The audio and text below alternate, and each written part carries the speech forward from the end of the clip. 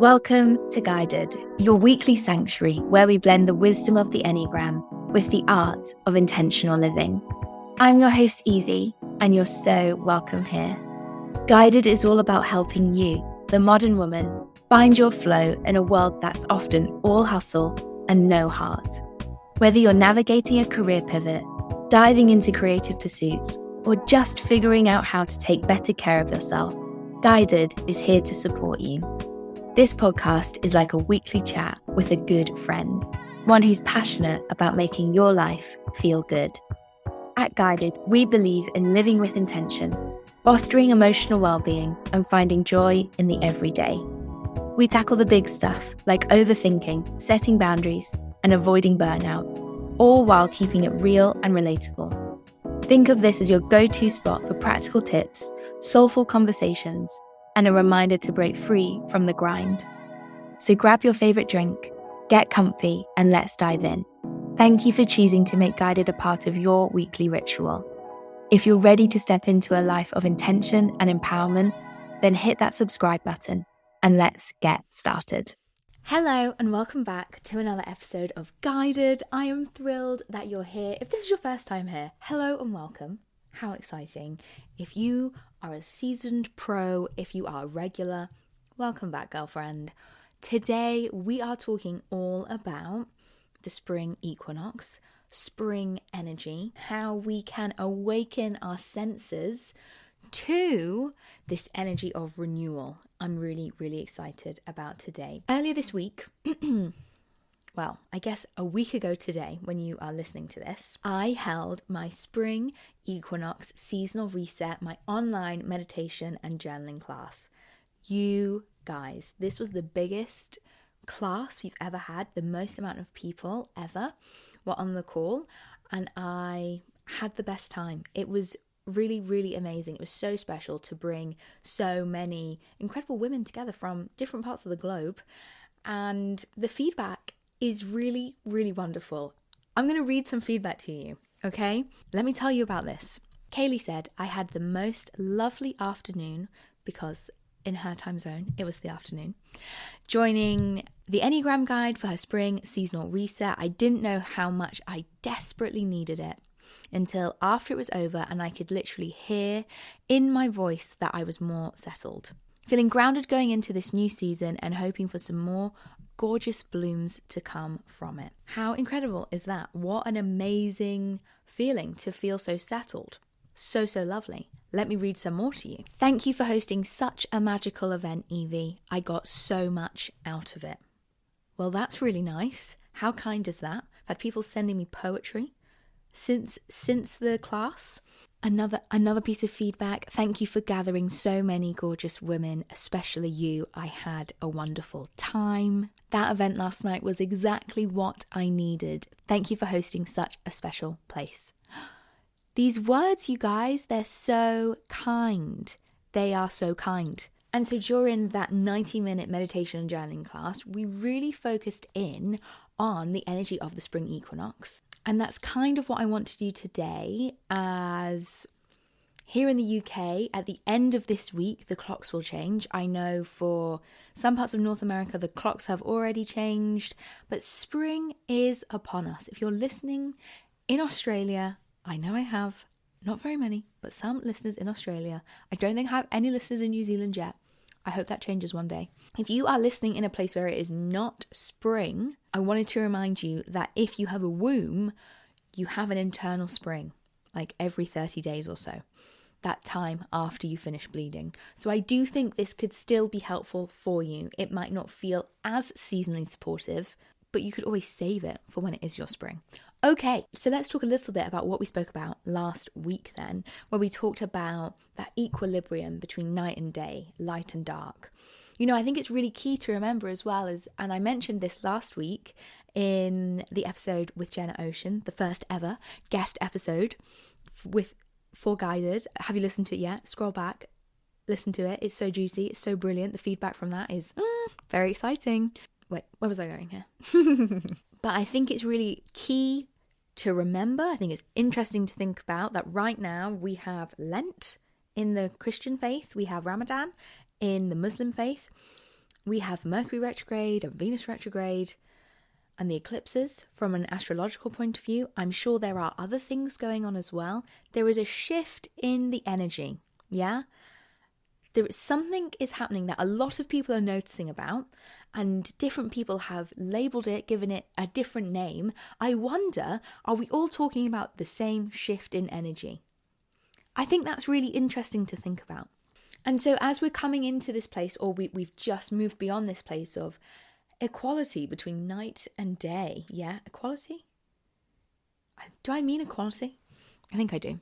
We know that this kind of shifts us into the beginning of spring. This shifts us into this season of renewal and growth. And that's really what I want us to settle into today. So let's all take a deep breath.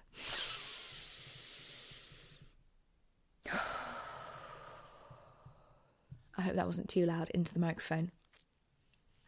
Grab a tea and let's settle into this energy, because what we are not going to do here, what you'll never find me doing, is trying to get us ramped up for this new energy. I'm not about that life, yeah?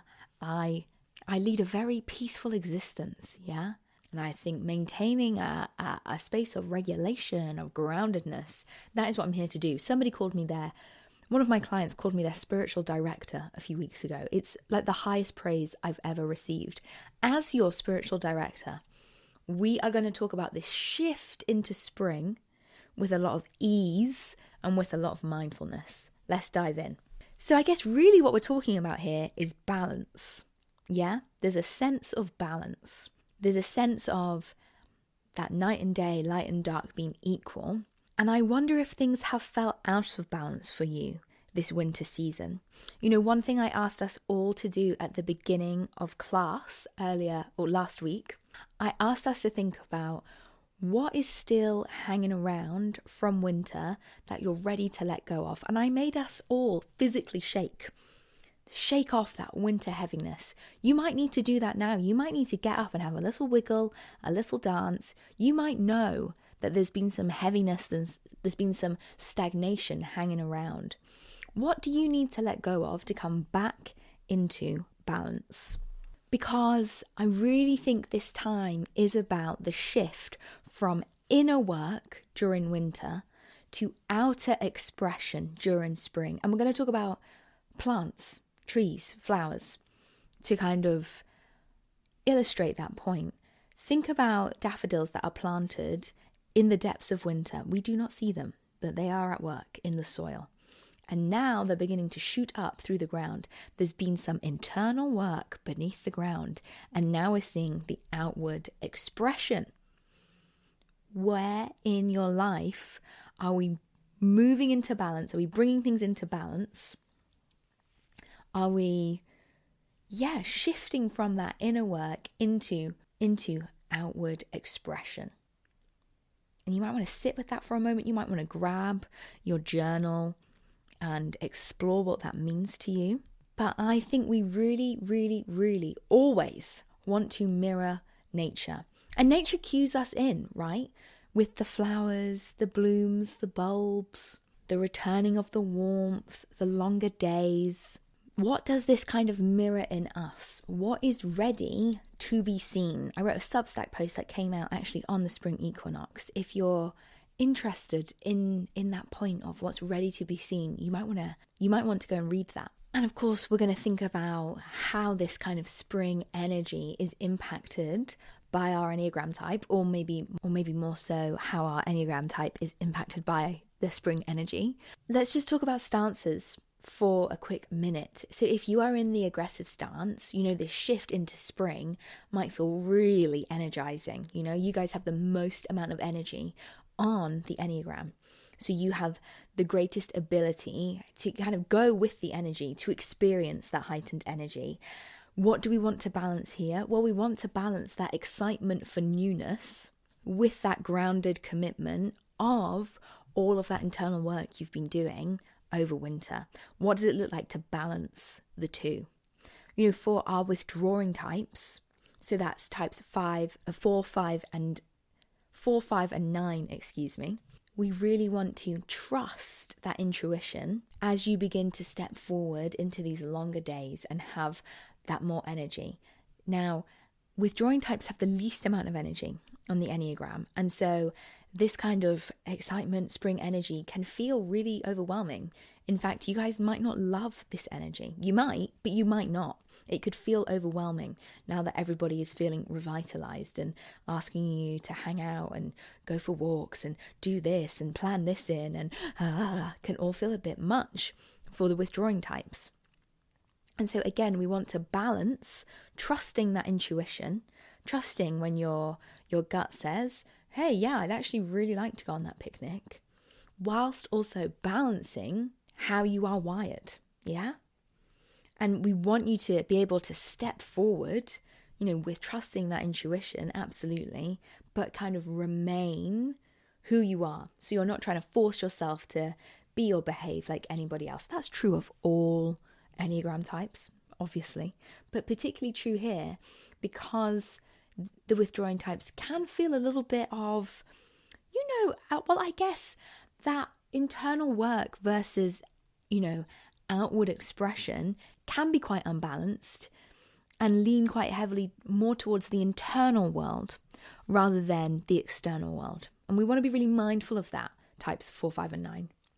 And then our dependent stance, types 1, 2, and 6. It's really about balancing these kind of like new possibilities, this embracing new growth without it feeling pressurized, yeah? Because we can suck the fun out of pretty much anything, yeah? 1s, 2s, and 6s. And how do we balance that so that we can stay really present without it becoming pressurized? What would that look like? And, kind of drawing on that internal work that we've been doing throughout winter, especially if you've been listening to this podcast for the last 30 weeks or so. Yep, you guys, we hit podcast number 30 today. How exciting. How do we balance that? What does that look like? And so I think no matter your Enneagram type, probably honing in on kind of one piece of aligned action for the next 90 days for your spring is the best way to do that. So this could be a spring ritual. Again, if you haven't listened to last week's episode, I would highly recommend it. This could be a new hobby or routine. This could be a new movement practice. This could be decluttering. This could be planting something. This could be setting a new intention, that mindset shift. For me, I am, for the first time ever, growing flowers from scratch. I'm doing it with my mum and my mother-in-law, and we all have the same seeds, and we're going to be growing them in each of our gardens, and we're doing that for the next couple of months together. I am beyond excited about that, you guys. Like, what a privilege. So fun. And I've never done that before. So I'm kind of pushing myself to try something new and, not allow it to get pressurized. Thinking back to what we were just talking about, I'm a type 1. I could suck the fun out of this so quickly and so easily. I'm trying really hard not to. Yeah. I'm trying to just remain really present to it rather than pressurized, rather than trying to make it perfect. I'm also trying to make sourdough from scratch at home. We'll talk about that more later. Maybe never. That is hard. I need some more practice with that. I mean, maybe when I get going with the flowers, I'm going to feel exactly the same, but we are where we are, so I'll check back in with you in the future. But those are my 2 spring kind of hobbies, dreams, desires, intentions that I am kind of internally working on that have an outward expression. If you know yours, drop them in the comments. That would be really, really wicked. We have quite a good, we have quite a few weekly listeners now, you guys. I am thrilled. I'm delighted. A lot of people are following the show. You've hit subscribe. If you haven't done that yet, I would so appreciate if you could. But what I would really love to do is kind of take this like very full and lovely community that we're building and maybe tease out a few more comments, a few more responses. I would love to know how each episode is hitting for you, what it's making you think of. If you could like throw that in a comment, that would be amazing. I, like to make sure that the work is for you. It's not, this work is like my free offering that I love to provide. And so having as much feedback on that as possible is really, really awesome. So I'll just pop that in there. I'll just leave that there with you. If you have a thought, that would be so appreciated. If you could leave it as a review, as a comment, and maybe hit subscribe if you haven't already. Okay, thank you so much. And so just back to that one aligned action, moving from reflection to movement, from winter to spring. We need to remember to go slow, right? This journey I'm on with the seeds, it's a slow one. It's very, very slow. And I'm learning a lot within that. And I think there's something there for all of us. We don't need to rush. Spring is going to spring. It's going to do what it's going to do. Guys, I don't mind telling you, today I was meant to have a photo shoot and the sun has not come out and we had to cancel the photo shoot. There's enough time. We don't need to rush. That felt like the end of the world about an hour ago to me. Insane. It's insane when our bodies have these big reactions, but so important to honor them. But here's the thing, right? Growth doesn't have to be rushed. You can trust the timing. You can trust your timing. You can trust the timing of spring. If you so want to, you could call it divine timing. You might not want to. You definitely don't have to. But I think catch that if you can. There's no need to rush here. It might feel like there is. There isn't. We can relax into this moment. If that feels true for you, I'm right there with you.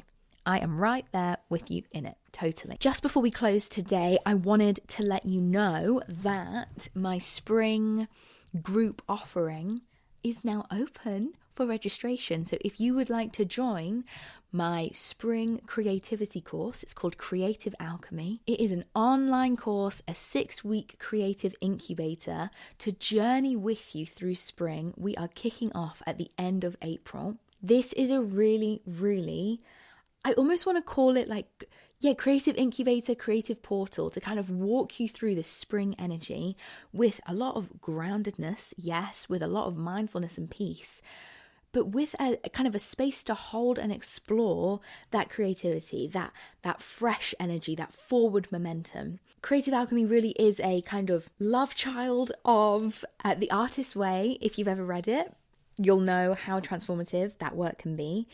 We're focusing on kind of the first 6 weeks of The Artist's Way and the wisdom of the Enneagram. So yes, you do need to know your Enneagram type before jumping in for Creative Alchemy, and you can do that by taking my free quiz. If you just scroll down in the show notes, you can find that out there. This is a space that if you are looking for that aligned action, this could be that.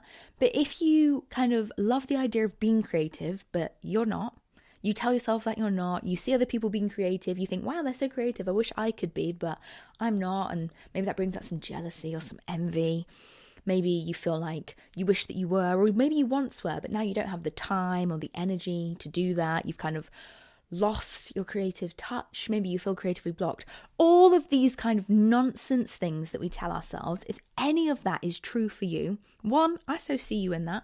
This was me 3 years ago. Guys, I went to art school. That doesn't make any sense. I believe that we are all inherently creative, and that sometimes as we journey into being an adult, we lose the ability, the belief that that is true for us. I'm here to reignite that for you. So one, this is for you if any of those things feel true. Yeah. So one, I totally honor you in that. And two, I call you out in it as well. Yeah. You have as much right, ability, experience, whatever, to be creative, just as much as anybody, just as much as me. And this creative incubator, this 6-week portal into understanding yourself more creatively, I think you'll find really, really exciting. So again, if you would like to join us, we're kicking off at the end of April. It's going to be fantastic, and I'm delighted to let you know that I'm offering an early bird special for the next 2 weeks to grab that course at 20% off. So if you would like to join us, if you've been thinking about joining, if you've seen my emails, if you're on the mailing list, come and join. It's 20% off for the next 2 weeks, and then it will go up to its full price. I would love to see you there. So don't miss out. I hope that today you take with you that renewal is a process. Spring is a journey. We're not jumping into the long, hot summer just yet. That awakening from this wintry slumber is a journey in and of itself. And I hope that can feel really expansive. I hope that you can move from that internal reflection to that kind of outward expression, maybe creatively. And I hope that you are able to just enjoy it. I hope that spring, the next 90 days, I hope that when you set your intentions for it and begin to kind of step out and, see the daffodils growing in the garden, and, as we come up on Easter and some, these other spring moments, I hope that you can just feel really present to this time, especially if this winter has been long and hard. I've had quite a few conversations with, quite a few listeners who have had a long, hard winter. If that is you, if it has been tricky, I really, really hope that this episode has kind of reignited, reawoken your senses, dreams, desires to this spring energy. And I hope that you're really able to sink into that over the next couple of months this spring. I wrote an affirmation for us. You might think, I hate that. You might think, yes, that's really helpful for me. Do what you want with it. I'm going to read it now. You might want to place a hand over your chest. You might want to take a cleansing breath. You might want to repeat it in your head or out loud, if available to you. Here we go. I embrace the light within and around me. I trust the timing of my unfolding. I embrace the light within and around me. I trust the timing of my unfolding. I hope that you're able to catch that today, if that feels supportive to you guys. I look forward to seeing you back here again next Monday morning at 9 a.m, where you're never going to believe it, but we've got another guest episode, this time with the big deal that is Kirsty Rayner. I will see you then for another really fantastic, informative chat. Take exquisite care of yourself this week, and I'll see you next time. Bye. If Guided the podcast resonated with you, why not share it on your socials or send it to your friends? And if you have a spare moment, I would love it if you could leave me a review. These small gestures are free and they're invaluable in helping me amplify the reach of Guided the podcast, connecting us with more empowered women who are eager to increase their well-being. Don't forget to hit the subscribe button to stay in the loop with our latest episodes. By subscribing, you'll stay connected and receive a weekly dose of inspiration directly to your inbox.